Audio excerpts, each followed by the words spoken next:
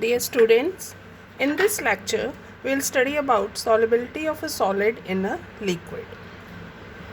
So what is solubility of a solid in a liquid?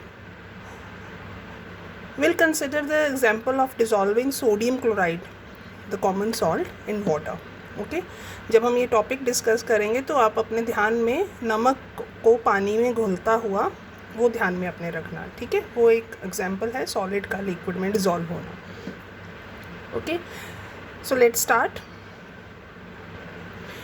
Every solid does not dissolve in a given liquid. So what is the meaning of this line? Every solid does not dissolve in a given liquid.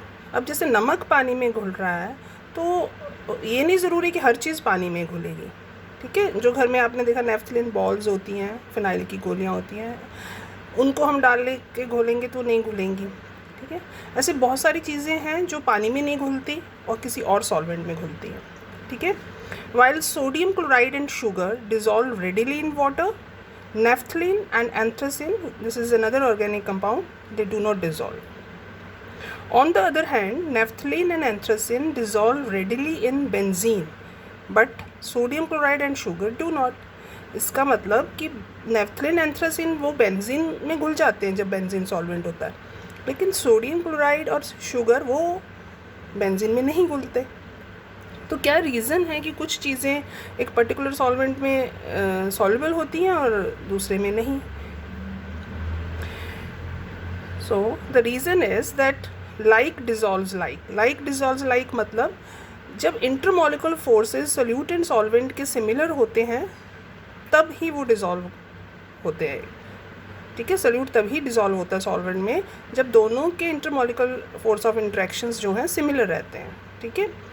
It is observed that polar solutes dissolve in polar solvent, जैसे NaCl and water they are polar, तो they both NaCl dissolves in water. And non polar solutes like naphthalene in non polar solvents like benzene. Is this clear? So remember this line, like dissolves like. This table it briefly explains the process with some examples like solvent इस तरफ दिया है और solute ऊपर है, दोनों polar हैं तो soluble है. solvent पोलर है, solute नॉन पोलर है तो insoluble है. एग्जाम्पल्स दे रखे हैं तो आप इसको वीडियो को रिप्ले करके देख लेना. solvent नॉन पोलर है, solute पोलर है तो insoluble है. solvent नॉन पोलर है, solute भी नॉन पोलर है तो soluble है. Is this clear? I'll send the picture also in the group. Next is dissolution. So this is a process of solute going into the solvent, dissolving into the solvent. So solvent molecules can surround a solute molecule and bind to it via intermolecular forces. Such a solute is called solvated. तो solvated solute क्या होता है? जब उसको solvent के molecules घेर लेते हैं, ठीक है.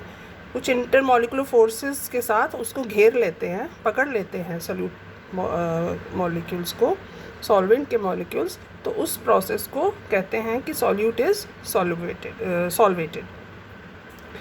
और जब पानी सॉल्वेंट होता है तो जो सोल्यूट होता है उसको हम कहते हैं, जो सोल्यूशन बनता है दोनों का, उसको हम कहते हैं एक्वस सोल्यूशन.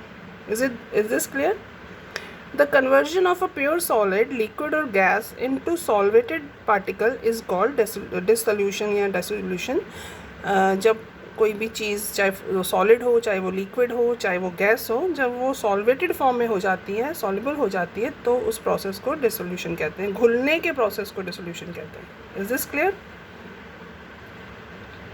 अब डिसोल्यूशन का एक ऑपोजिट प्रोसेस है जिसको क्रिस्टलाइजेशन कहा जाता है.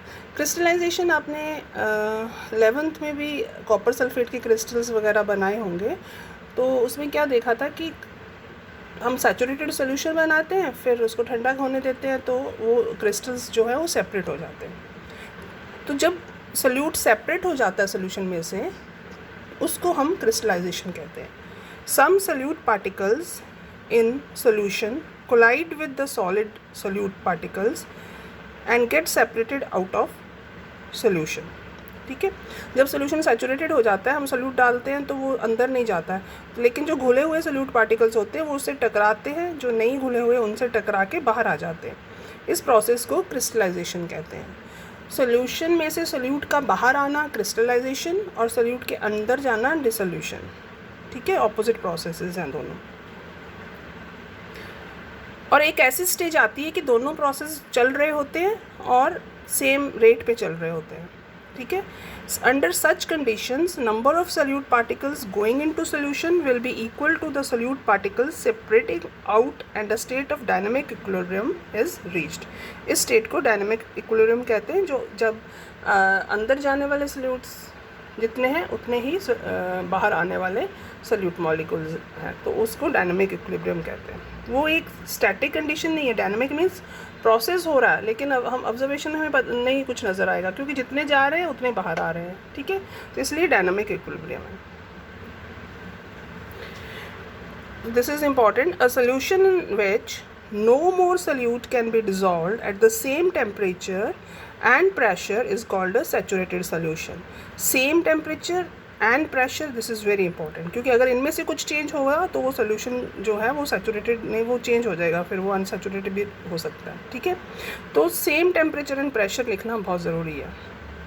और अनसैचुरेटेड सोल्यूशन क्या होता है? N unsaturated solution is one in which more solute can be dissolve at the same temperature. ठीक है, बिना टेम्परेचर बढ़ाए जब हम सोल्यूट और डाल सकते हैं, वो घुलता जाता है, तो उस सोल्यूशन को अनसैचुरेटेड सोल्यूशन कहते हैं।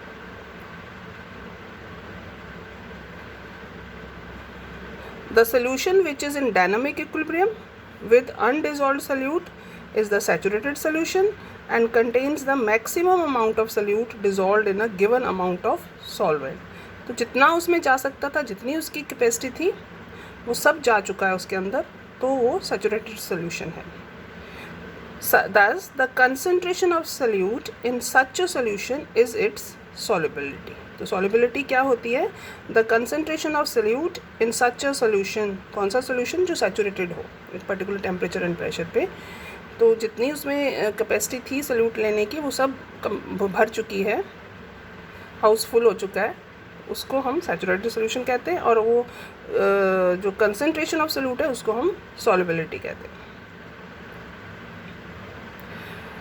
अब तक हमने जो पढ़ा वो पढ़ा था कि नेचर ऑफ सब्सटेंसेस पे डिपेंड करती है सॉल्युबिलिटी, जैसे पोलर, नॉन पोलर वगैरह। अब जो दूसरी दो कंडीशंस हैं जो इम्पॉर्टेंट हैं, वेरिएबल्स हैं, वो हैं टेम्परेचर एंड प्रेशर। इस फिगर को ध्यान से देखिए, ये ऊपर सोल्यूट मॉलिक्यूल्स हैं, नीचे सॉल्वेंट के हैं। तो इन दोनों की गैसेस में भी ये प्रोसेस जो है, मेनली ये गैसेस में होता है। ये जो चीज़ है ना, गैसेस में ज़्यादा प्रेशर का इफेक्ट ज़्यादा गैसेस पे होता है। ठीक है, सॉलिड्स में नहीं इतना असर करता, क्योंकि वो पहले ही जो सॉलिड्स लिक्विड्स हैं वो ऑलरेडी इतने वो उनमें इंटरमॉलिक्यूलर स्पेसेस नहीं होते हैं, वो काफ़ी क्लोजली पैक्ड रहते हैं, इनकम्प्रेसिबल होते हैं, इसलिए प्रेशर उन पे अफेक्ट नहीं करता। लेकिन ये प्रोसेस जो है प्रेशर का, वो गैसेस की सॉलिबिलिटी हम बाद में डिटेल में पढ़ेंगे, हेनरी लॉ पढ़ेंगे, उसमें ये समझ आएगा। वैसे अगर हम देखें तो मतलब क्या है कि जैसे ये बाउंड्री है सोल्यूट एंड सॉल्वेंट की, उसके ऊपर जितने ज़्यादा सोल्यूट मॉलिक्यूल्स होंगे उतना ज़्यादा वो सॉल्युबल होगा। तो जब हम प्रेशर इंक्रीज़ करेंगे, नेचुरली उस बाउंड्री पे ज़्यादा सोल्यूट मॉलिक्यूल्स आकर टकराएंगे, इसलिए सॉल्युबिलिटी बढ़ जाती है। ठीक है, तो दो इंपॉर्टेंट पैरामीटर्स हैं, टेम्परेचर एंड प्रेशर। नमक वाले एग्जाम्पल को ध्यान में रखते हुए इफेक्ट ऑफ टेम्परेचर हमें बहुत इजीली समझ आ जाएगा। क्यों? क्योंकि अगर हम ठंडे पानी में नमक घोलते हैं, अगर 1 चम्मच जा रहा है, अगर हम उस पानी को गर्म कर लेते हैं तो वो और 2 चम्मच चला जाएगा, 3 चला जाएगा। ठीक है, तो इसका मतलब पानी में या किसी भी सॉल्वेंट में अगर टेम्परेचर बढ़ता है तो सॉल्युबिलिटी भी बढ़ जाती है।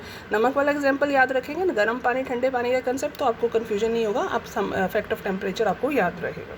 ठीक है, तो इक्विलिब्रियम है solute and solvent solution, dynamic equilibrium पे है ये। इस जब भी इक्विलिब्रियम में ली शैटलियर्स प्रिंसिपल लगाएंगे, जो हमने पढ़ा है, शायद 11th में आपने पढ़ा होगा, कि काउंटर एक्ट करता है, जो चेंज होती है उसके ऑपोजिट होता है जो प्रोसेस है।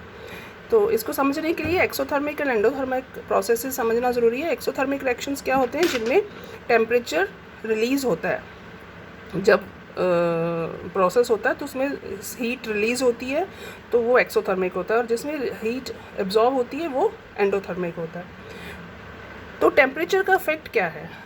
अगर किसी भी रिएक्शन में या प्रोसेस में हीट प्रोड्यूस हो रही है और अगर हम उसको और गर्म करेंगे तो नेचुरली है कि वो स्लो डाउन हो जाएगा, क्योंकि वो तो ऑलरेडी उसके अंदर से इतनी हीट निकल रही है। अगर हम बाहर से और दे देंगे तो वो तो गड़बड़ हो जाएगी। इसलिए जो एक्सोथर्मिक प्रोसेसेस होते हैं उनमें जो सॉल्युबिलिटी है वो टेम्परेचर बढ़ाने से डिक्रीज़ होती है।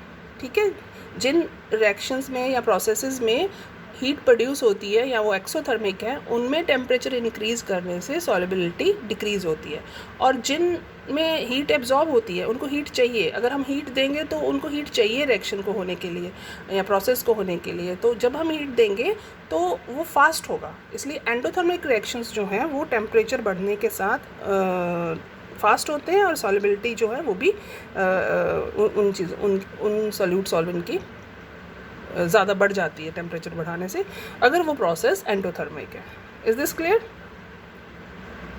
अफेक्ट ऑफ प्रेशर जो है उसका लिक्विड एंड सॉलिड्स में ज़्यादा इफेक्ट नहीं है, मैंने आपको पहले बता दिया effect of pressure. Because reason अगर कोई पूछे क्यों नहीं होता तो आप बताएंगे कि वो ऑलरेडी हाईली इनकम्प्रेसिबल होते हैं सॉलिड्स और लिक्विड्स, इसलिए अब प्रेशर का उन पर अफेक्ट नहीं पड़ता। मेन जो सॉलिड की सॉल्युबिलिटी इन लिक्विड में है उसमें जो चीज़ें मैटर करते हैं, दो पैरामीटर्स, वो हैं एक तो नेचर ऑफ द सब्सटेंस जो पोलर नॉन पोलर वाला है, और दूसरा है टेम्परेचर।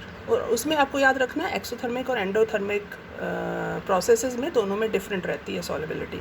एक्सोथर्मिक में कम होती है टेम्परेचर बढ़ने से और एंडोथर्मिक में बढ़ती है टेम्परेचर बढ़ने से। ठीक है, is this clear? Okay, thank you. अभी नेक्स्ट हम solubility of gases in liquids पढ़ेंगे, और उसमें बहुत इंपॉर्टेंट जो है वो है हेनरीज लॉ और उसके बेस्ड न्यूमेरिकल्स। ओके,